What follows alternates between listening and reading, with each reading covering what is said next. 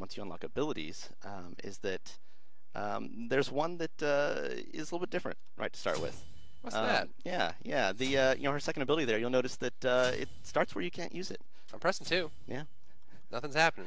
We've done abilities before where you bring up a target and you have to have a valid target to be able to fire it. Right. And usually that's to the benefit of the player because you can't miss. This is one of the first abilities we've done that has a condition on being able to activate it. And this is kind of something new for us, and we're kind of excited to see how it does. Now, this condition is a pretty easy one to achieve, but it's an important note about the way she fights. So first off, I mean, it is based on her auto attack chain, right? That's right. So, and she is a little bit different. She has a spear, which is a little bit longer than most things we have. So, is there anything different about her, the way she actually basic attacks? Yeah. So her basic attack has a slightly longer range than most basic attacks and a slightly narrower cone.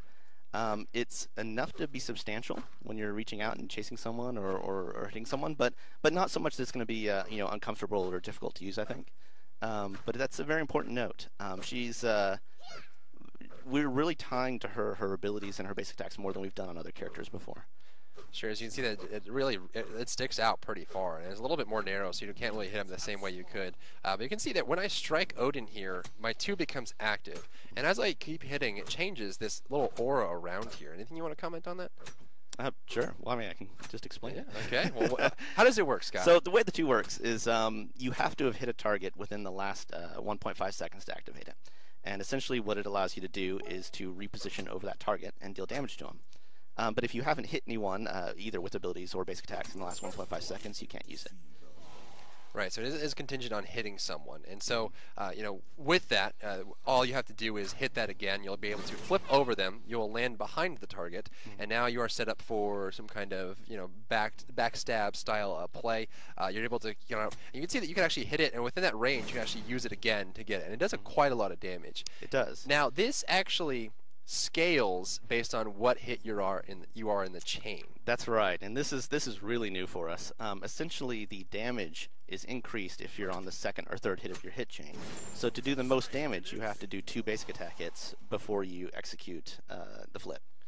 Which is that target on the ground, right? That's right. So if you are at the third hit in your sequence, then it actually deals the damage in an AoE around the target, which is why you see the circle up here. If you did it on your first hit, it wouldn't do an AoE. It would just deal damage to the Odin. Let's see if we can't get another Odin here. Spawn that up. So we'll hit this one. And I killed that one. Yeah.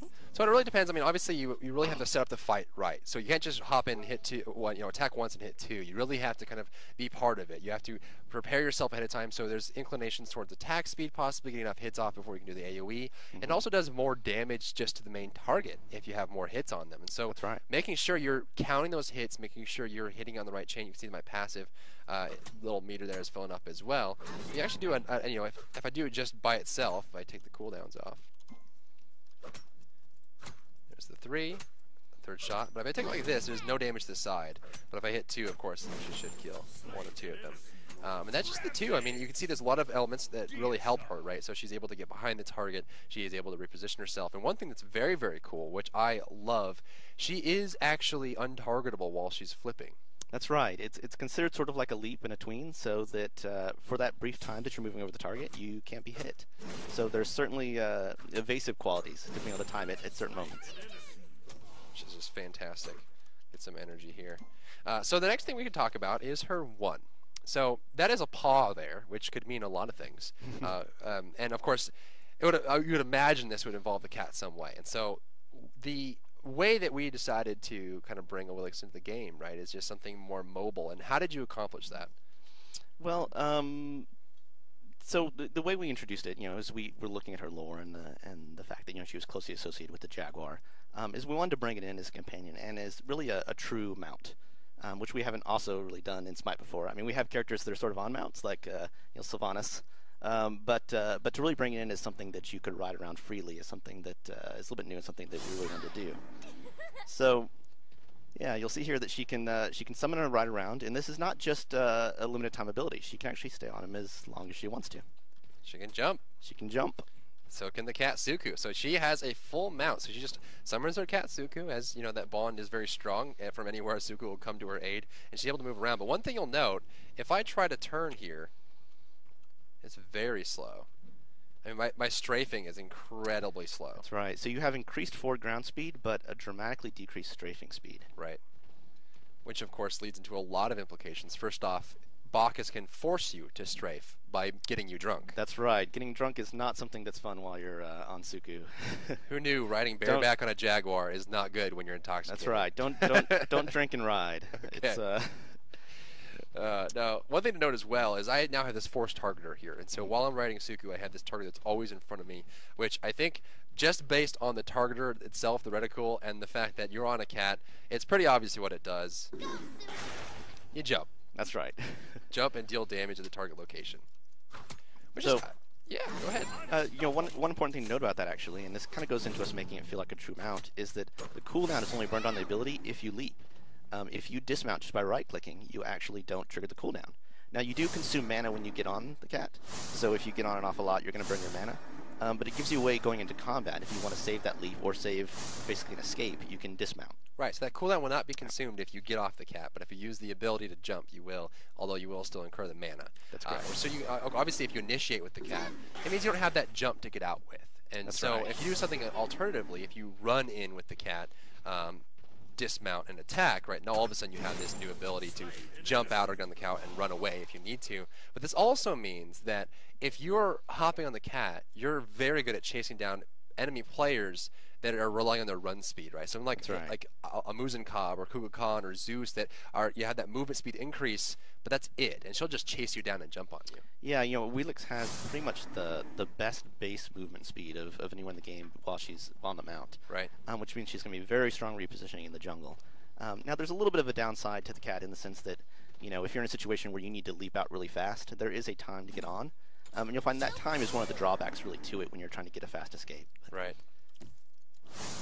Maybe jumping on there and actually taking a little bit of movement speed lost, but then you hop on. This is just basic boots. I mean, you can move very, very quickly with this. Allows you to kind of, and the jump is very far as well. I mean, you can jump over it. So she's highly mobile. Although she's based on her auto attack, she's very close and she's very squishy as an assassin is. So she has to kind of do some checks and balances there. So let's go ahead and hop to her ultimate.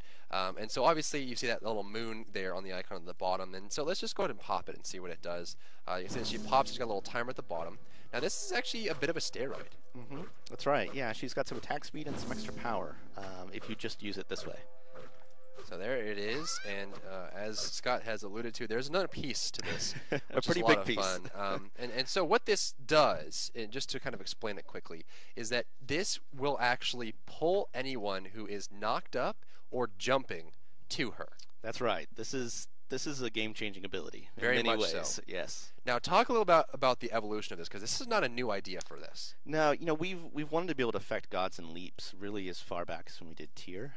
When we did Tyr's power cleave, one of the original things we thought about it was that not only does it affect people that are knocked up, but if there was an enemy god leaping towards him, he might be able to knock him away. Now there was a lot of tech problems with that, and unfortunately, just due to how much work had to be done to implement it, we ended up not going that direction with Tyr. But we've kind of had it on our minds for a long time, and we've always wanted to, make a very strong counter pick god against the leapers. And so that's a little bit what kind of went into the inspiration behind Awilix's design. Yeah, it's great. It's wonderful. I mean, I think this is something that is really exciting, right? Because there are a lot of characters in the game who have jumps. There's a lot of characters in the game who have knockups. And I think this is something that just goes against all that and introduces this new mechanic that'll change the way it possibly is played and makes her valuable for a different reason you may look at other assassins. That's right. And leaps are generally more powerful than dashes. Leaps can go over walls. You're not hit from leaps. And so having a good counter against leaps is something that we wanted to bring in. And it's interesting, actually. This has been in development for a while. If you remember in the Ao Kuang patch, we reclassified in the tooltips all movement abilities as leaps, dashes, or teleports. That's right. And that was really because we were putting the back end to support being able to do this, to be able to affect gods and leaps. So it shows you a little bit how we're kind of building up towards essentially this gods release. Right, it really shows how much planning and time goes into creating a character. Right, it's not okay, Algong's done. Let's start Awilix. It's way before that. We're prepping and designing and concepting and really putting in mechanics to make the character different. So the one issue that I'm seeing with this is I can pop this, but no one's in the air. And so it feels like, there needs to be another piece here. So let's go ahead and go into the third ability. So this is an ability that, obviously she has the cat. She has this connection to the jaguars in the forest and the night and the moon. And so This is just a simple line nuke. It shoots a spectral Jaguar forward, and this will deal damage to everyone it hits in front of it. So it's good damage that increases it. But there's a piece here that we're missing. What's the piece, Scott? Right. The piece is if it hits a target from behind, it will knock them up in the air. Look at that. That's right. Throw the cat out, it'll deal damage. I can hit multiple targets as well. But if you are behind the target, which your 2 allows you to do so, it'll knock him up into the air. And you can see that little tartar that as he floats, he has this little moon goddess tartar as he floats up. And that just lets me know that that target is in range for my ultimate and allows me to pull them, right? So That's as right. they respawn, let's go ahead and see what that looks like. You know, the ultimate will only pull 1 target, so it's important that we have that indicator there so you know who it is. And there it is. There it is. Yeah. Start stacking them up. There it is. And so he just brings it in, and it really has a lot of implications, right? You look at someone like Neith. She backflips away, you can grab her, bring her right back. If you have Bacchus on your team, you can jump in, belly flop them up, pull them right Bacchus in. is insanely fun because he telegraphs his knockup so well. You see him in the air,